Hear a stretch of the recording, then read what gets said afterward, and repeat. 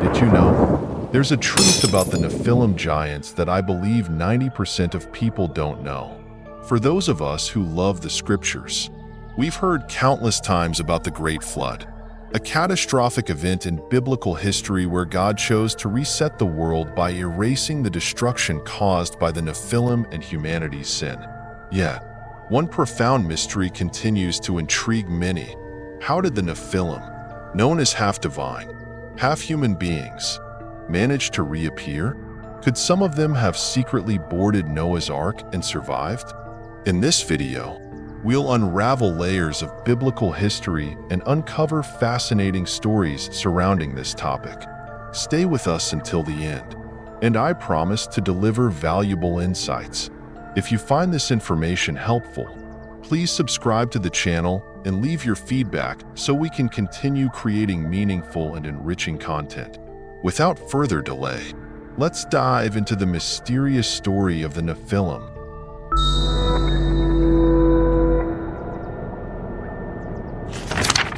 After the Great Flood, as the waters receded, the world seemed cleansed of all sin and corruption. The scriptures emphasize that all living creatures on earth, except for Noah, his family, and the animals aboard the ark, were destroyed. Yet, the reemergence of the Nephilim raises profound questions about mysteries deeply embedded in human history. One early theory suggests that the origin of the Nephilim after the flood may be linked to Ham, Noah's son, and his lineage. Genesis recounts a cryptic event in which Ham acted disrespectfully toward his father, prompting Noah to curse Ham's lineage. Specifically Canaan, "Cursed be Canaan, a servant of servants shall he be to his brothers." Could such a curse carry a genetic implication? If one of Noah's son's wives carried genetic traits from the era of the fallen angels, this could explain how the Nephilim's lineage was reactivated over generations. Theologians and scholars propose an intriguing hypothesis. The Nephilim may have re-emerged due to hidden genetic traits within Noah's lineage, particularly in Ham's family. Recessive genetic traits, passed through generations, often remain dormant until two carriers reproduce. In this case, intermarriage within Ham's descendants may have triggered the re-emergence of the giant gene, giving rise to figures like Goliath, the Philistine giant described as being 6 cubits and a span tall. The books of Deuteronomy and Numbers further document the presence of giants in the land of Canaan. Names like Anak, Rephaim, and Og, king of Bashan, appear repeatedly in these accounts. Og, for instance, is described as having a bed over 13.5 feet long, a clear testament to his extraordinary size. The spies Moses sent to scout the Promised Land reported seeing fortified cities and giant inhabitants, instilling fear in the Israelites. However, the Nephilim's return wasn't solely attributed to genetics. Some theories suggest that other fallen angels continued their transgressions after the flood. Yet, the Book of Enoch offers a different perspective. It states that the original Watchers, the angels who first sinned, faced eternal judgment and punishment. Archangel Michael even declared that no angel would dare repeat their actions due to the severity of their sentence. This diminishes the likelihood of further angelic intervention. The Nephilim's post-flood presence serves as a stark reminder of the consequences of rebellion and disobedience to God.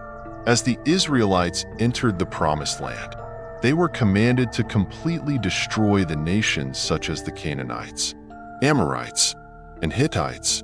Deuteronomy 7 explicitly states, "You must leave nothing alive that breathes." This command was not just a military directive, but a means to shield the Israelites from the corruption these nations represented. The story of the Nephilim intertwines history, mystery, and moral lessons. It not only compels us to question their origins, but also challenges us to consider the lessons their story imparts. Can humanity learn from the past? Or are we destined to repeat cycles of sin and judgment?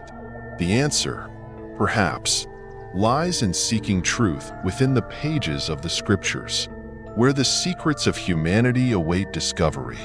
The Great Flood was not merely a catastrophic event, but also a profound act of purification in biblical history, where God chose to reset the order of the world by erasing the devastation caused by the Nephilim and humanity's sin. The book of Genesis recounts that the Nephilim, descendants of fallen angels and human women, were a key reason for God's decisive action. These giants possessed not only extraordinary strength, but also led humanity into deeper corruption, filling the world with violence, greed, and behaviors contrary to God's will. The Scriptures emphasize, "The Lord saw that the wickedness of man was great in the earth, and that every intent of the thoughts of his heart was only evil continually." Genesis 6 verse 5. It was then that God declared, "I will destroy mankind whom I have created." The Nephilim symbolized not just moral decay, but also a disruption of the divine order established by God. The fallen angels, known as the Watchers, taught humanity forbidden knowledge, from the creation of weapons of war to the practice of dark magic, accelerating humanity's descent into corruption. The union of angels and humans produced not only physically giant beings, but also a profound violation of the sacred balance in God's creation. This was more than mere disobedience. It was a direct affront to God's supreme authority. The book of Enoch describes God's wrath at the actions of the fallen angels and his decision to act by destroying all life.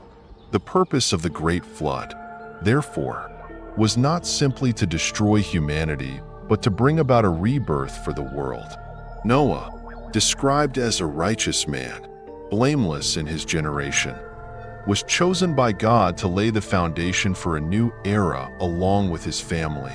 Noah's Ark was not just a vessel of salvation, but also a symbol of hope and obedience to God's will. As the waters rose, all living creatures on land, from humans to animals, perished.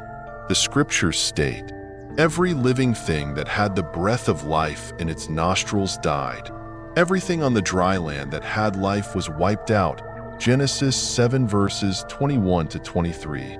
This was God's way of cleansing the earth, removing all that was considered impure and corrupt. Interestingly, even after the flood, the story of the Nephilim did not end. Although the primary purpose of the flood was to eradicate them, genetic remnants or lingering influences from the pre-flood era allowed the Nephilim to re-emerge in Canaan and surrounding regions. This compels us to reflect.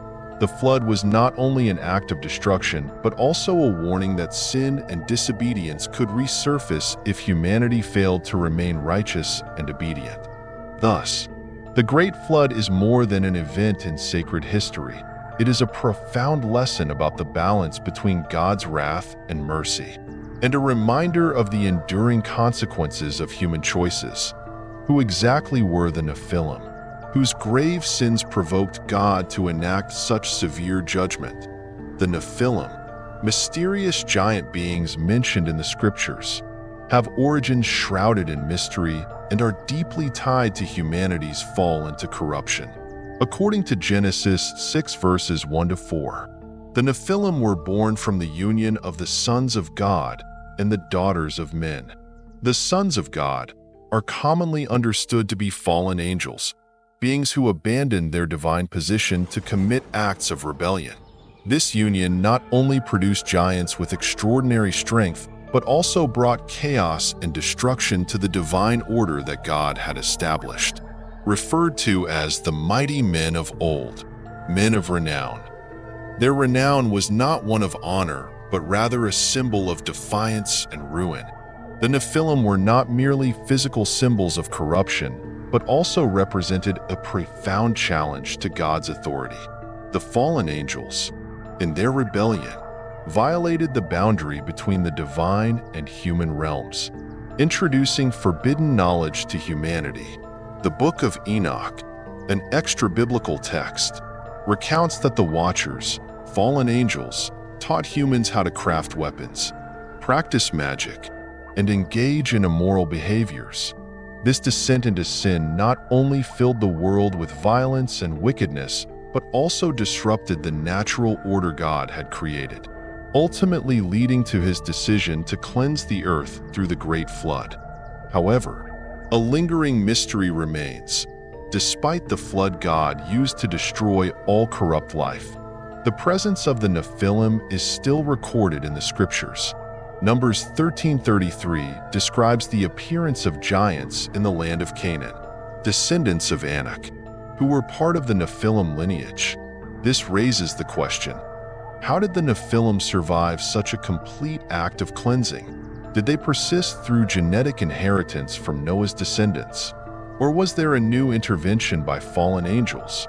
While the Bible does not directly answer this question, related texts and theological theories provide intriguing clues. One prevalent theory suggests that the Nephilim survived through the lineage of Noah or the wives of his sons. After the flood, all surviving humanity descended directly from Noah, Shem, Ham, and Japheth. If one of their wives carried genetic traits from the pre-flood era, the characteristics of the Nephilim could have been passed down and re-emerged in later generations. The appearance of giants like the Anakim and Rephaim in the land of Canaan serves as possible evidence supporting this hypothesis. Some scholars, however, question whether there was a new intervention by fallen angels after the flood. The Book of Enoch recounts that the Watchers, the fallen angels, were severely judged and sentenced to eternal punishment. Archangel Michael emphasized that this judgment served as a deterrent, ensuring no angel would dare to transgress again.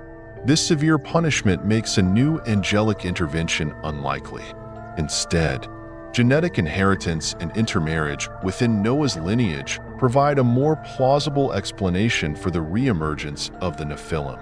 Interestingly, whether through genetics or myth, the appearance of the Nephilim after the flood carries deep symbolic meaning. They not only represent the corruption of the pre-flood world, but also serve as a warning that sin and rebellion can resurface even after purification. This narrative not only sparks curiosity about the Nephilim's origins, but also underscores that obedience to God remains the key to maintaining divine order throughout all generations. The Nephilim in Canaan were not merely historical figures, but also symbolic within the broader narrative of Israel's story. As the Israelites prepared to enter the Promised Land, God warned them to avoid the corrupt nations such as the Canaanites, Hittites, and Amorites. These nations were not only known for their depravity and idolatry, but also described as being connected to the Nephilim. Deuteronomy 7 outlines God's command, "You must destroy all who breathe," emphasizing that cleansing was still necessary to protect the Israelites from dangerous influences. Thus, the Nephilim were not just supernatural beings of immense size and strength. They symbolized rebellion against God's order and served as a powerful reminder of the consequences of disobedience and corruption. Their presence in Canaan, whether through genetics or legendary accounts, became a vital part of the biblical narrative about the ongoing battle between good and evil, righteousness and depravity. After the Great Flood, when all life on land was wiped out, the world was enveloped in a sacred silence. God began his plan to repopulate the earth, not merely by restoring numbers, but by re-establishing moral order and righteousness. Noah's Ark, which carried his family and the chosen animals, became a symbol of hope and a new beginning. The Bible states, "From these, the whole earth was populated," Genesis 9 verse 19. But how did God transform one small family into the foundation for millions of people? Noah and his 3 sons, Shem, Ham, and Japheth, along with their wives, were entrusted with the task of multiplying and filling the earth. "Be fruitful and increase in number, fill the earth," God commanded, Genesis 9 verse 7. This command was not just an instruction, but also a blessing, a promise that humanity would be restored through their descendants. Remarkably, The lineage of Noah's 3 sons formed the basis for different nations, each with its own unique characteristics. Shem's line is considered the ancestor of the Semitic peoples, including the Israelites. Japheth's descendants spread to the north and west, while Ham's lineage is associated with wide dispersal across Africa and parts of the Middle East. God also established a covenant, marked by the rainbow in the sky, promising that he would never again destroy the earth with a flood. Genesis 9 verse 13. This promise was not only to reassure humanity, but also to remind them of God's righteous will. Repopulating the earth was not just about physical multiplication, but also about reawakening a sense of responsibility and reverence for the Almighty. Through this process, humanity was not only restored, but also guided to live in righteousness and fear of God, laying the foundation for future generations. Noah's curse on the lineage of Ham is one of the most intriguing stories in the scriptures, carrying profound historical and symbolic implications. After the Great Flood, Noah planted a vineyard and became drunk, leading to a mysterious event.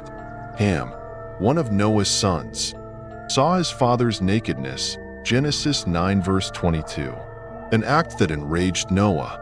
Rather than cursing Ham directly, Noah cursed Canaan, Ham's son, declaring, "Cursed be Canaan, a servant of servants he shall be to his brothers," Genesis 9 verse 25. But how does this curse connect to the presence of giants in Canaan? This curse appears to have extended beyond mere words, seemingly influencing Ham's lineage. Ham's sons, Cush, Mizraim, Put, and Canaan, became the forefathers of many nations, including the Canaanites, who were notorious for their depravity and direct opposition to the Israelites. The land of Canaan, where Ham's descendants settled, is recorded as the home of giants such as the Anakim and Rephaim, believed to carry genetic remnants of the Nephilim. Numbers 13:33 describes how Moses' spies saw the giants, the descendants of Anak, who come from the Nephilim, in the Promised Land. This raises a critical question. Did Noah's curse pave the way for the perpetuation of fallen traits within Ham's lineage? From a mystical perspective, some scholars suggest that the curse carried not just spiritual implications, but also potential genetic effects on Canaan's descendants. If recessive traits from the Nephilim survived within Ham's wife or descendants, intermarriage within the lineage could have reactivated these traits, resulting in the emergence of giants. This theory helps explain why Canaan became a land infamous not only for its corruption, but also for its giant inhabitants, whom the Israelites were commanded to confront and eradicate. Noah's curse was not merely a personal judgment. It became a pivotal moment in biblical history, where future generations faced the consequences of ancestral actions and sins. The presence of giants in Canaan, tied to Ham's lineage, is more than a historical detail. It serves as a powerful reminder of how sin and rebellion can propagate through generations, leaving a lasting mark on humanity's story. When the Israelites prepared to enter the Promised Land, God issued a strict and uncompromising command to destroy the Canaanite nations completely. This mandate is emphasized repeatedly in Scripture, such as in Deuteronomy 7 verse 2, where God declares, "You must destroy them totally, make no treaty with them, and show them no mercy." This was not merely a military action, but a deeply spiritual directive aimed at purifying the land and safeguarding the Israelites from the corruption and influence of these nations. But why was God's command so severe? The Canaanites were known for their profound spiritual and moral depravity.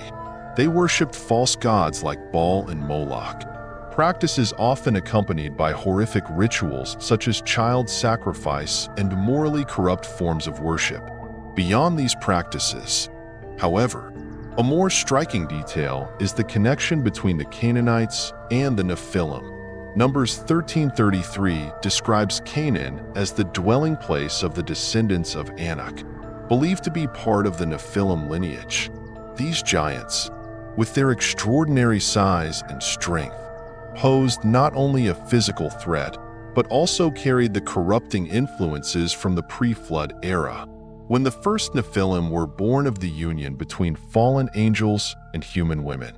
God's command to annihilate the Canaanite nations was not merely about eliminating a military threat, but also about purging the land of dangerous spiritual influences. If Canaan's lineage did indeed carry genetic remnants of the Nephilim, this act could be seen as a means of eradicating the last traces of the corruption that had led God to cleanse the earth with the Great Flood. Furthermore, God warned that if the Israelites failed to obey this command, they would be drawn into the corrupt practices of the Canaanites, leading to idol worship and estrangement from the Lord. Deuteronomy 7 verse 4 on this warning. They will turn your children away from following me to serve other gods, and the Lord's anger will burn against you. This was not simply a command to destroy, but a spiritual safeguard to preserve the Israelites' righteousness and loyalty to God. Thus, the complete destruction of the Canaanites was not merely a conquest. It was part of God's greater plan to maintain divine order, eliminate the influence of the Nephilim, and protect his people from corruption. While severe, this command highlights the importance of righteousness and obedience to God as the foundation for prosperity and peace in the Promised Land. The story of the Nephilim, spanning from the pre-flood era to their reappearance in the land of Canaan, is not merely a mysterious historical account, but a profound illustration of the ongoing battle between good and evil. Throughout the Bible, the Nephilim appear as symbols of rebellion, corruption, and a direct threat to the divine order established by God. Yet, this narrative continues after the Israelites and the Promised Land. Through the lens of the New Testament, a critical question arises. Does the story of the Nephilim ultimately lead to a confrontation with Jesus Christ, the embodiment of light and ultimate salvation? Jesus came into the world as the personification of righteousness, sacrifice, and eternal love, bringing deliverance to humanity from sin and the bondage of darkness. While the Bible does not explicitly mention Jesus confronting the Nephilim, his presence carries profound symbolic significance, a decisive victory over all forces of corruption, including everything the Nephilim represents. Through his acts of healing, exorcism, and his death and resurrection, Jesus affirmed God's supreme authority over every opposing force. The Nephilim, whether seen as physical beings or spiritual symbols, embodies rebellion and destruction, the very things Jesus came to overcome. The story of the Nephilim also offers valuable lessons for the modern age. It serves as a reminder that the battle between good and evil is not over but continues within every human heart. The Nephilim, with their rebellion and corruption, warn us that negative influences, whether hidden or overt, can infiltrate our lives. To resist these traps, we must guard our hearts against temptation and the encroachment of sin. Jesus taught, "Be careful, or your hearts will be weighed down with carousing, drunkenness, and the anxieties of life." Luke 21 verse 34. A powerful reminder to protect our souls from anything that might lead us astray from our faith. Ultimately, the story of the Nephilim is not just a part of biblical history, but also a profound call to human responsibility in maintaining faith, obedience to God, and vigilance against corrupting influences. In today's world, this story urges us to remain awake and steadfast, not only recognizing the presence of evil, but standing firm in the light of Christ, keeping our hearts loyal and unyielding to negative forces. The battle between good and evil continues, but with faith and the guidance of Jesus, the ultimate victory always belongs to the light. Thank you for watching the video. I hope the insights shared here have helped you better understand the survival of the Nephilim after the Great Flood. See you in the next video with more intriguing mysteries. May God be with you. Please subscribe to our channel to enjoy more captivating Bible stories from us.